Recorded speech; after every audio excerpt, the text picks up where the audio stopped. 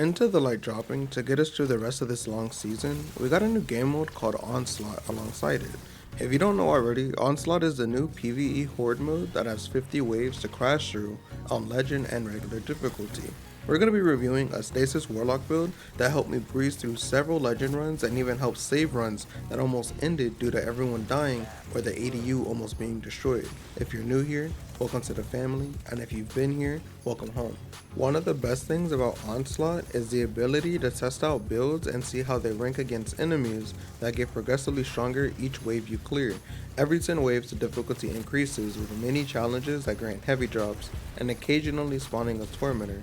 This build single-handedly carries ad clear and can create moments to breathe or recoup after almost failing.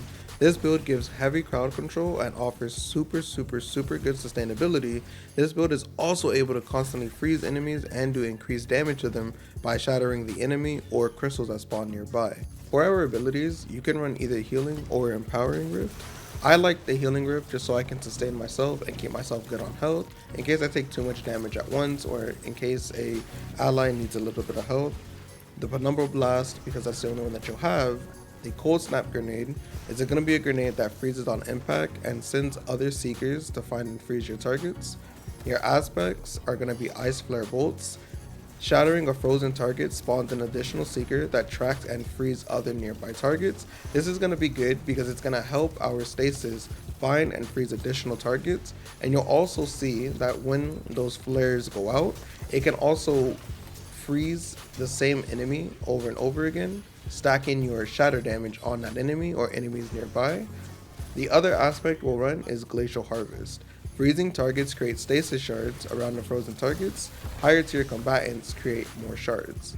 For our fragments, we'll be running Whisper of Fissures, increasing the damage and size of the burst of the stasis crystals when we destroy them or defeat a frozen target. Shards, shattering a stasis crystal temporarily boosts your grenade recharge rate. Shattering additional stasis crystals increases the duration of this benefit. Whisper of Rending, primary ammo weapons do increased damage to stasis crystals and frozen targets. This is going to allow us to destroy our stasis crystals easier with our primaries. Typically you're going to run a grenade launcher or fusion, whatever you prefer. I like the grenade launchers because typically I have them with demolitionist or chain reaction, and that's going to help me ad clear better than what I would with a fusion rifle or shotgun. Whisper of Refraction, defeating slowed or frozen targets grants you class ability energy. This is just going to build back into our rift. When we cast our rift, it's going to give us a slight bump to our other abilities as well. Our exotic choice for this build is going to be the Osmiomancy Gloves. Its intrinsic perk is Fervid Cold Snap. Your Cold Snap grenades have an additional charge that recharges quicker on direct impact. The seeker spawn from the cold snap grenade is going to travel further. What this will do is it will allow us to get our charges back when we freeze enemies. If you're freezing a champion, you typically get all of your grenade energy back. If you're freezing a ton of yellow bars mixed with red bars, you'll more than likely get 75% or the full grenade back. And if you're freezing a ton of red bars or minors, you'll go ahead and you'll get 50%. Sometimes, depending on the ad density, you'll get back your full grenade. Having two of these grenades are going to allow us to freeze in different places. Now, there are some builds out there that typically use the turrets, the ice turrets. That's fine, but we have another way of creating those, which makes this build a little more unique. With the constant freezing of enemies, we'll always have our grenades back, which is why people run the stasis turrets. But with this, we're able to constantly freeze targets over and over, and you'll see that there are some enemies that repeatedly spawn in this activity, or they'll spawn in good numbers, and you're going to want to be able to freeze them on demand and build on that shatter damage. Now, in terms of our weapons, we're going to start with our exotic this time. We're going to be running the Winter Bite, and I know the Winter Bite used to be super broken and they disabled it a ton because of the damage, but we're actually not even going to be using this for its damage. Its damage output is still good, it's decent, but we're going to use this to create our stasis turns. Let me explain. Its intrinsic perk is Big Frigid Glaive. It fires a large ball of energy that locks on to nearby targets and freezes them. If you take this and you shoot it above the enemies in a clear path and a straightaway, it's going to shoot out this stasis crystal and it'll start tracking on the nearby enemies and freezing them. Now when you shatter those, it creates a seeker that's going to go and freeze additional enemies. Using this as a way to create a stasis turret that's mobile gives me the ability to have more ad control with Stasis. So instead of wasting an aspect or a fragment, I can use the Winter Bite to have a mobile turn. That way the Osmiomancy gloves, when I use them, it's just to freeze the enemies nearby or freeze them in greater number. Now, if you take the Winter Bite and you shoot it at an enemy, it does do a ton of damage, and sometimes if there's a champion or a yellow bar like the Saboteurs, I might use the Winter Bite to shoot out a Stasis ball, freeze the enemies nearby, and then shoot it again at an enemy that's already frozen, get the shatter damage, the secret that freezes the additional enemies nearby, and do a ton of damage to that Saboteur, yellow bar, or even a champion. There are mini bosses that spawn, and this does do a great job shredding those enemies, so don't feel like you're wasting a heavy slot for just a stasis turret when you could use an ability for it. This does still do a ton of damage to enemies, most notably the bosses. For our other weapons, I am running the Callus mini tool with Unrelenting and Incandescent, and the new Pacific Epitaph, the grenade launcher introduced in Ghost of the Deep. I have Demolitionist, which helps me build back into my grenades. There are times where you'll use your cold snap grenades and it doesn't track onto something or it doesn't give you enough energy back. Running the Demolitionist on the new Pacific Epitaph allows me to build my grenades up quicker when I get those kills. Again, you're going to be freezing enemies in large quantities, so having a wave frame grenade launcher helps dispatch them super quick. The Unrelenting and Incandescent on the mini tool is a good perk choice for me. That way I can scorch and combust my targets.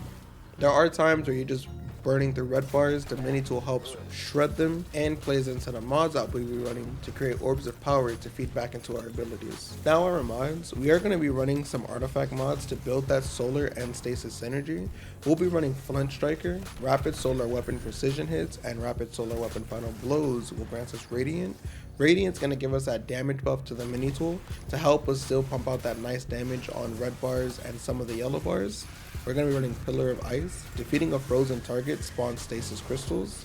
Hail the Storm. Shattering frozen targets and stasis crystals deal increased damage. This is going to help because we're going to be freezing a ton of enemies and shattering them while they're encased in the stasis.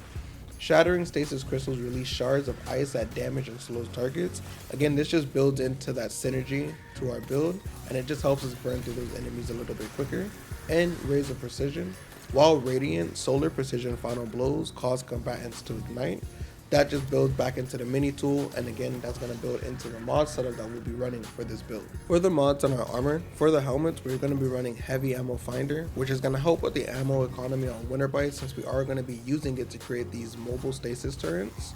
And we're going to be running Thermodynamic Siphon, which is a artifact mod that I did not mention earlier. This allows us to combine solar and stasis siphon together. That way when we get the final blows with either mini tool or the new Pacific Epitaph, it'll just create orbs of power for us. For our gloves, we are running 2 grenade kickstarts. Our chest piece, we're running Charged Up. That increases the amount of armor charges we can carry by 1. And then your resistances, I have solar resistance and harmonic resistance because there are some adds in Onslaught that do hit hard with stasis, so having that is great, but you can mix and match your armor pieces or resistance mods for whatever enemies you're fighting. For our boots, we're running Elemental Charge. Collecting a Fire Sprite, Ionic Trace, Stasis Shard, or Void Breach, or destroying a Strand Tangle has an escalating chance to give us an armor charge.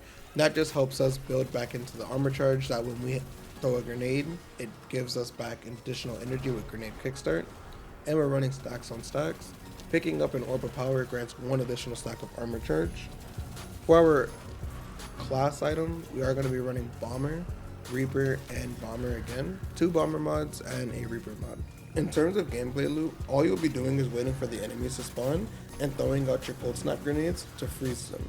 You can either switch to your grenade launcher, your SMG, or your Winter Bite and hit those enemies to shatter them. It's going to do a ton of damage to them and the enemies around.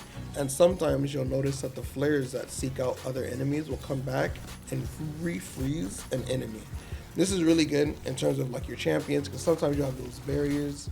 We don't have a way to take care of barriers, so them being refrozen and you popping them with a Winter Bite is a good way to get rid of them quickly, or wait for your teammates to come and pop the barrier, because hopefully somebody does have it. Other than that, you do want to use your super if things get too hectic. or you have 2 people go down. This is a really good build in terms of just stopping everything on the battlefield to get somebody up, or what I typically do is wait to use my super until both my teammates die if they die, and then freezing everything and waiting before I use the secondary on the super to kill them, and then I'll pick up my teammates and then I'll get back to just out of control. But this is a super heavy crowd control, and using the winter bite as a way to create a mobile stasis turret is a really good way of controlling the battlefield, and you can still use winter bite to really chunk those enemies' health. So don't feel afraid to waste your winter bite ammo on just hitting enemies hard. There are times where like sky bombers will spawn and you'll have those big brigs. Using the winter bite to chunk its health bar is still a great source of damage, so don't feel bad if you're not using them as a stasis turret, but as a way to freeze or chunk enemies' health. And that's it for the video, guys. This is a really fun, unique way to play Stasis Warlock. Instead of building in to make our Stasis turrets, we're going to be using Winter Bite to create these mobile turrets that will freeze the target's forest, and when it eventually hits an enemy, it does a ton of damage to them. Let me know how this build works for you guys in Legend Onslaught and regular Onslaught. Let me know what you guys would change, if you would change anything. Don't forget to like and subscribe, as that tells me you guys enjoy the content and want more. It also lets me know what build you guys want to see. Letting me know what build you guys want to see in the future, whether it's Hunter, Titan, more Warlock videos, that helps me as well. We use these builds live over on Twitch, so if you haven't already, swing by and drop a follow so you always know when I'm live. I'll see you guys in the next one. Peace.